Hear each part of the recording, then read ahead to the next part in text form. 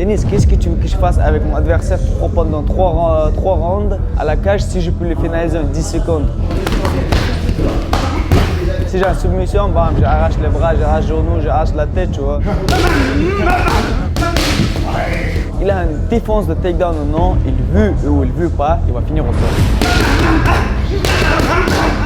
Je vais les gagner et je vais les gagner par domination. Et là, les gens ils vont comprendre que je suis un fort 3-0. Mousse, ne stresse pas, je vais te manger entière avec tes coups de coude et avec tes genoux.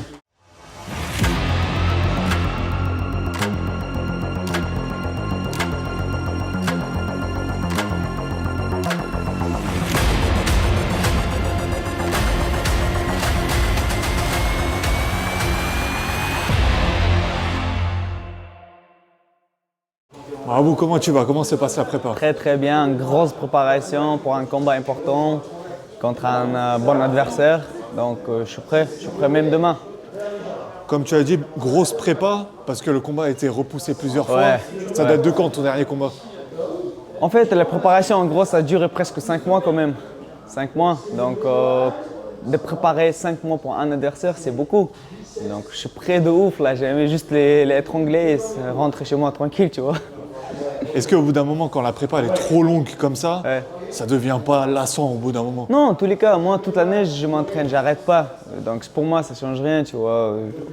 En tous les cas, tu m'appelles et je suis toujours prêt à combattre. Donc c'est la préparation comme normal, il n'y a pas de grande différence.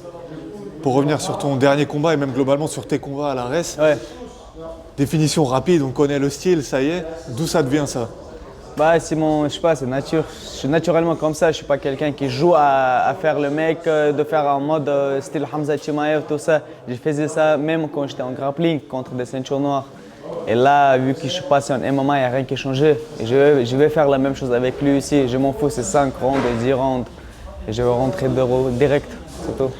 Justement, il y a des gens qui savent pas ça, c'est que ce style-là, tu l'as déjà avant le MMA. Et il y en a qui peuvent se dire, bah, il n'a pas beaucoup d'expérience en fait, voilà. on ne sait pas ce qu'il vaut, mais tu as un bagage aussi, comme tu as dit, de grappling. Voilà, en fait, c'est les gens, ce qu'ils oublient, en grappling, je suis champion d'Europe, 3 fois champion de France. J'ai un palmarès quand même en grappling. Et le style que j'ai à faire là en MMA, je faisais ça pendant des années en grappling. Je rentrais, bam, je finis en 10 secondes, tu vois. Donc pour moi, c'est pas un style que je viens d'apprendre, c'est un style qui est déjà dans mon caractère, on va dire. Tu le vois comment, le fait de finir rapidement les combats comme ça, c'est un avantage ou t'aimerais parfois t'exprimer un peu plus? Non, je m'en fous, j'ai fini vite, j'ai promis argent et je rentre chez moi, tu vois. J'ai pas aimé jouer avec mes adversaires à 3 rounds, 5 rounds, c'est pas pour moi. Ils n'ont rien à faire avec moi à 3 rounds ou 5 rounds dans l'octogone. À quel point c'est quelque chose d'important pour toi de mettre du show comme ça, de finir rapidement les combats ou de manière impressionnante? Franchement, je dis toujours que je ne suis pas quelqu'un qui essaie de jouer sur les points, genre faire un lutte dégueulasse, un striking dégueulasse, tu vois. C'est pas mon style, j'aime pas ça moi-même. Par exemple, à la base, je vais raconter une petite anecdote. Quand je faisais des compétitions en grappling, j'ai essayé de finaliser mes adversaires avec le show, tout ça, juste pour les mettre sur les vidéos de highlight.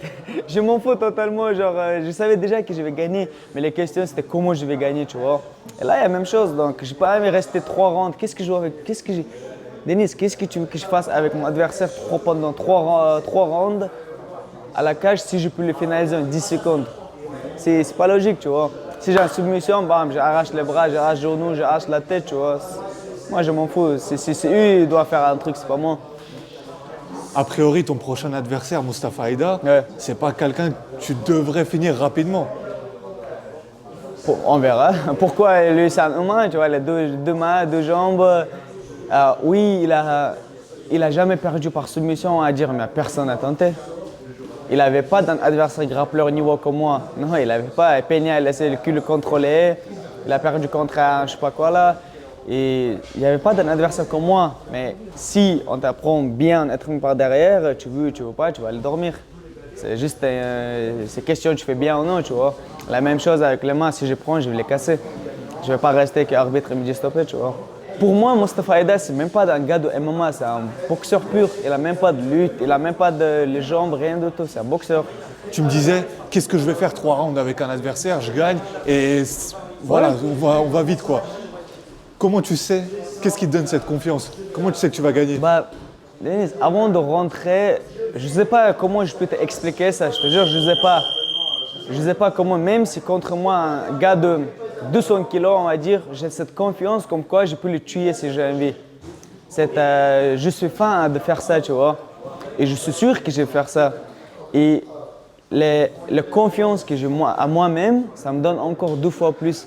Il y a des gens qui ont un stress de ouf. Mais moi, cette stress, c'est comment je vais finir mon adversaire. C'est pas genre je vais finir ou non, tu vois. C'est stress différent. C'est incroyable comme mentalité parce que j'imagine en tout cas qu'en tant que combattant, en général, tu arrives, tu appréhendes, tu dis est-ce que je vais gagner, perdre, j'ai pas le droit de perdre, etc. Toi, c'est l'optique de Ouais, comment je vais comment gagner. je vais les finir, tu vois. Et tu sais, dans la cage, tout peut arriver. Tout peut arriver, un coup, ça peut changer tout, tu vois. Mais c'est le seul moyen où il peut me battre. Il peut me dire, frérot, mets-moi KO, tue-moi, sinon je ne vais pas arrêter. Je vais te foncer dessous, tant que les combats ne vont pas finir, tu vois. Ou je vais prendre une soumission, ou je vais te dominer à mort. Donc, si tu arrives à mettre KO, je ne pense pas que tu vas arriver, mais bon, essaye quand même. C'est le seul moyen. Ta tendance est assez haute. Au moment où je prends le contrôle, je descends pour revenir. Et là, je suis bien peu. D'accord?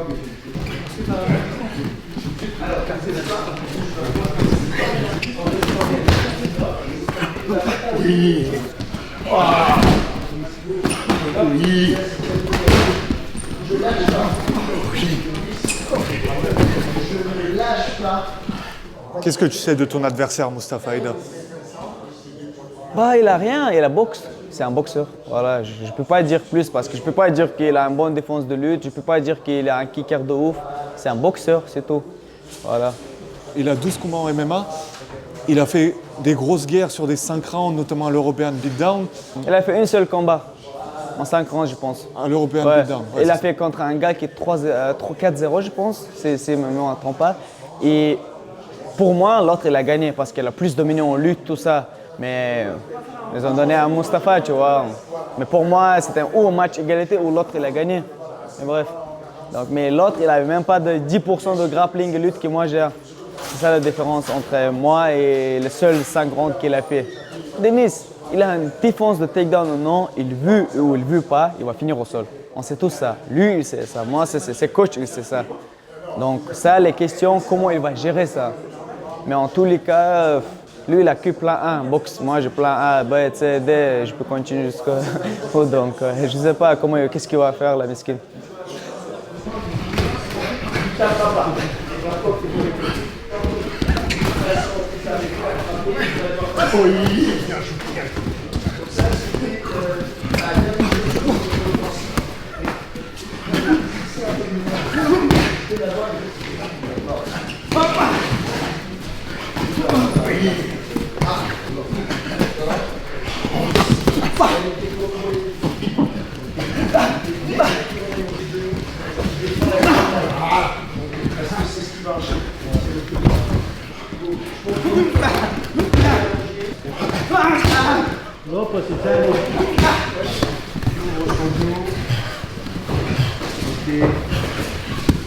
Tu lui vires la jambe, tu mets tout de suite ton pied dedans, boum, tu squattes avec pied de deux, voilà.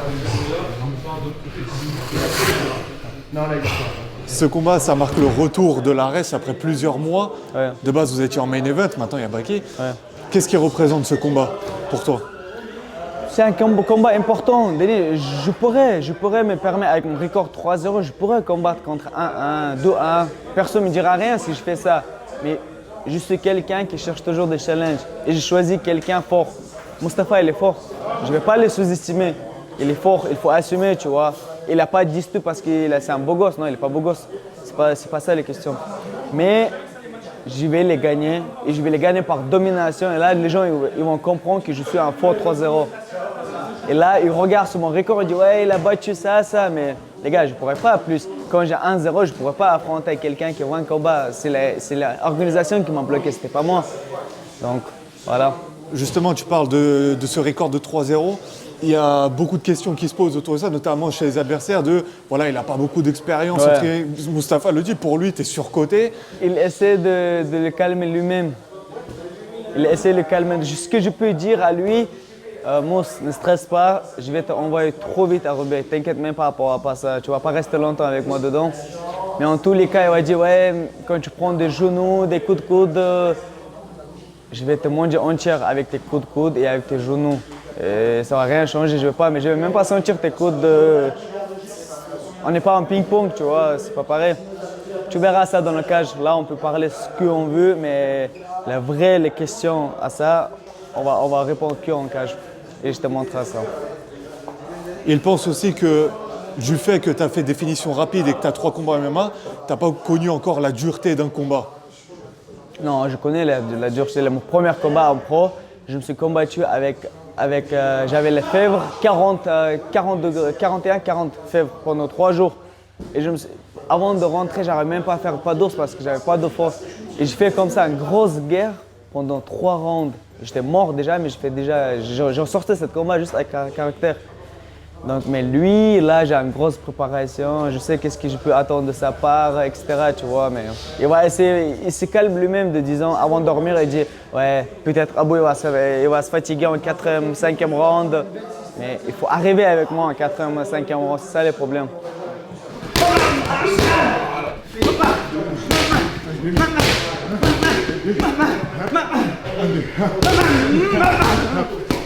Avance. Tu luttes quand tu Comme je te dis, je ne suis pas quelqu'un, même si je dis un truc sur mon adversaire, je ne suis pas quelqu'un qui va faire manque de respect vers ses amis, vers ses coachs, vers son équipe, on va dire vers sa famille, tu vois.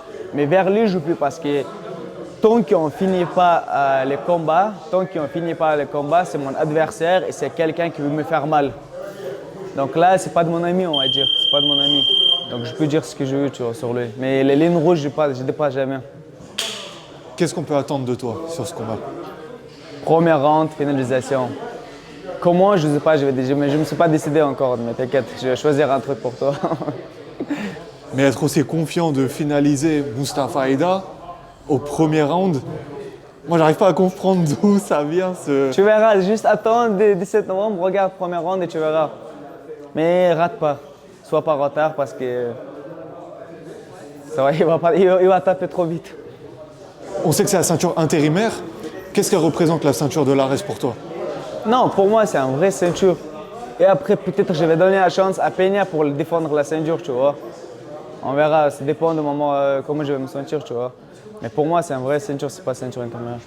Pour toi, est-ce qu'il y a une menace dans cette division, dans cette catégorie à l'Ares? Non. Pas en France, ça c'est sûr. Peut-être en UFC, ouais. En futur, ouais, mais pas en France. Qu'est-ce qu'ils vont faire? Là, ils n'ont même pas de lutte, même pas de grappling, rien de tout. Qu'est-ce qu'ils vont faire? On n'est pas en kickboxing, en boxe, tu vois. Je ne vais pas faire boxe avec lui. Donc, non. En France, non, il n'y a pas. Sauf Tyler Lapuleuse. Il y a Tyler. Mon frère que j'aime beaucoup, tu vois, qui m'a appris beaucoup de choses, que j'adore. Il y a Tyler. Mais le reste, non. Tu l'as dit, ils n'ont pas de grappling, pas de lutte, en tout cas pas comme toi, tu l'as. Ouais. Mais peut-être qu'ils ont, comme tu as dit, un kickboxing, certains supérieurs à toi, tu penses pas? Ils peuvent être même 10 fois champion de monde dans kickboxing, mais quand je t'amène en parterre, le kickboxing, ça ne marche pas avec moi. C'est pas ça, tu vois. Donc, c'est quoi la différence dans le kickboxing? Je t'ai amené en tous les cas. 23 ans, 3-0, et pour toi, tu peux déjà rouler sur la division en France. Tu penses déjà à l'UFC? Oui, bien sûr, mais je ne vais pas précipiter non plus, parce que je ne vais pas non plus rentrer à UFC avec record 3-0, tu vois. Je vais attendre encore au moins 2 combats, et après c'est bon. Je ne vais pas rester ici, il n'y a rien à faire, tu vois. En tous les cas, je vais les étrangler tous.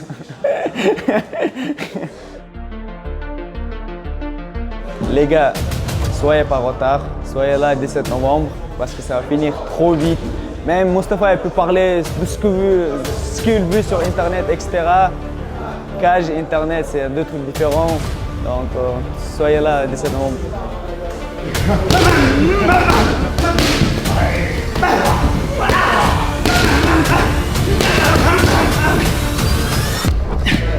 si avec la diète, je tiens à intensité comme ça, tu imagines quand je vais manger, je vais faire quoi avec Moustapha?